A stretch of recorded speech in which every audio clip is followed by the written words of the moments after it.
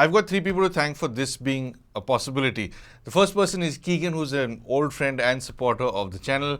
The next is Thabama, who's the person who made the video that made me believe that this amp could be rectified, of course. And Vinod, my neighbor, who's been helping me restore a whole bunch of my older equipment. He's got magic fingers, and even though Thabama just does say that you can do it yourself, as in fix this amplifier, I don't trust my fingers to take this apart carefully and so on. So Vinod has been very good with a lot of my old stuff. So he took it on and did give it the TLC it needed, and of course it is working. So the issue being, it had a selector issue because there's a section on the inside that oxidizes and it doesn't make a contact properly. So all my listening sessions were just, sit and listen to a song. Let's say a 3-minute song would keep cutting off every 20-30 seconds toward the last time when I heard it the way it was, and it was just absolutely frustrating to listen to music that way. So eventually I found myself not listening to my music through my LS50s or the other tower speakers I have.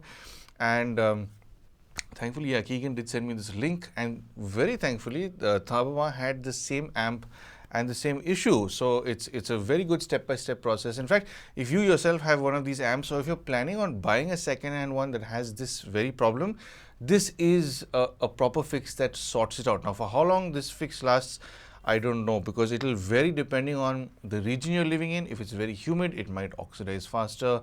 If it's drier, it may not. So anyway, what happened was I did take this down to my neighbor's place, and he spent a good amount of time with it. I don't like to rush him. He does do a very good job with all this sort of stuff. So eventually when I did bring it back, for one, this amp is crazy heavy. Some places they say it's 20 kilos, some places they say it's 20 point something kilos. Somewhere else I've seen it's over 24 kilos. I trust that it's over 24 because it's thrown my back out every time I've had to either take it down or bring it up for some sort of attention. But anyway, the main driving point behind this is that this video has definitely helped me rectify this amp.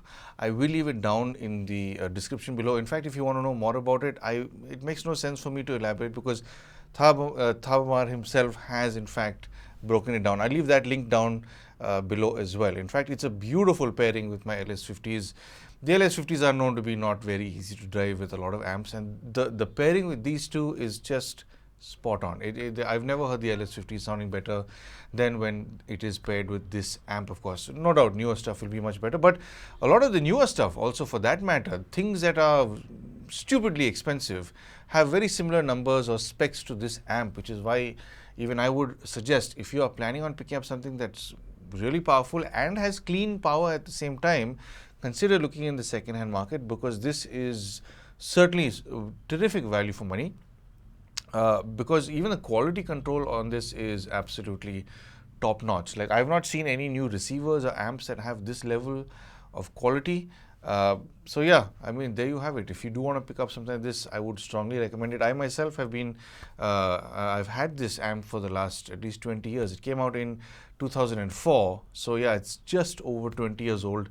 And it's doing perfectly fine. Anyway, there you have it. That's my listening sessions that have been resumed, and I'm absolutely over the moon. It's almost like having a brand new amplifier because it doesn't keep shifting. The selector doesn't keep shifting like it used to, and I can sit and listen to music. In fact, the day I plugged it in to test it out, it went straight for about 5-6 hours, and I was able to listen to a lot of music without any interruption. So thank you to, of course, all these guys who helped me out a lot.